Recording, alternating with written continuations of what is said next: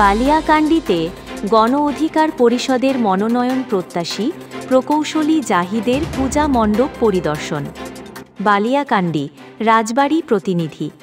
রাজবাড়ীর ২ আসন পাংশা, বালিয়াকান্দি, কালুখালী আসনে বাংলাদেশ গণ অধিকার পরিষদের দলীয় মনোনয়ন প্রত্যাশী প্রকৌশলী জাহিদ শেখ শারদীয় দুর্গাপূজা উপলক্ষে বালিয়াকান্দি উপজেলার বিভিন্ন মণ্ডপ পরিদর্শন করেছেন।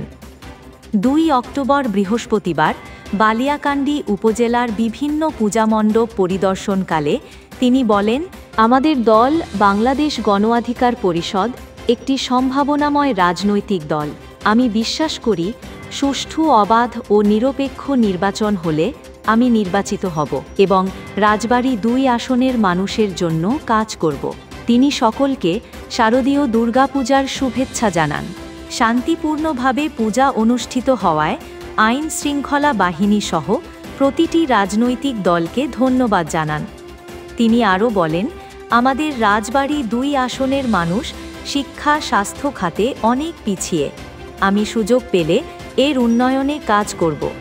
এছাড়াও সন্ত্রাসী, চাঁদাবাজ, মাদক বন্ধ সহ মানুষের কর্মসংস্থান বৃদ্ধিতে কাজ করব।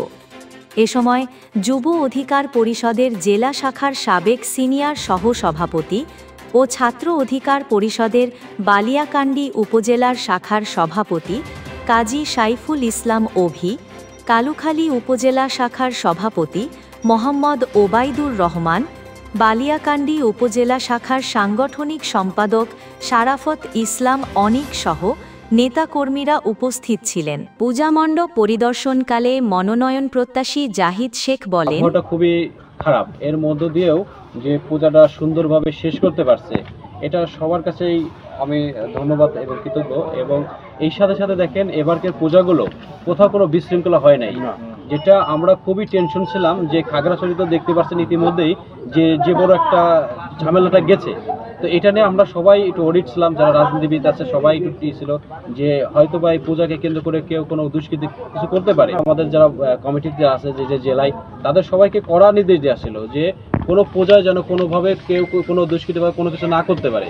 তো সেই হিসাবে তারাও, আমি তাদের কাছে সুক্রিয়া যে তারাও খুব সুন্দর মতো এটা শেষ করতে পারছে। এবং গণ অধিকার পরিষদ যারা আছে খোঁজখবর নিয়ে দেখবেন যে ওই এলাকায় একজন গণ অধিকার পরিষদ আছে, ওই ছেলেটা খোঁজ নিয়ে দেখবেন সে কোনো একটা ভার্সিটির স্টুডেন্ট এবং ওই এলাকার সবচেয়ে মেধাবী, এবং যার নামে ওই এলাকায় কোনো চাঁদাবাজি নাই, কোনো মারধার নাই, কোনো তার নামে কোনো কমপ্লেন নাই। ওই এলাকার একজন মেধাবী স্টুডেন্ট এবং সর্বোচ্চ ভালো, সেই হচ্ছে গণ অধিকার পরিষদে আছেন। আমাদের এই গণ অধিকার পরিষদে যারাই আছেন সব ভার্সিটি কেন্দ্রিক।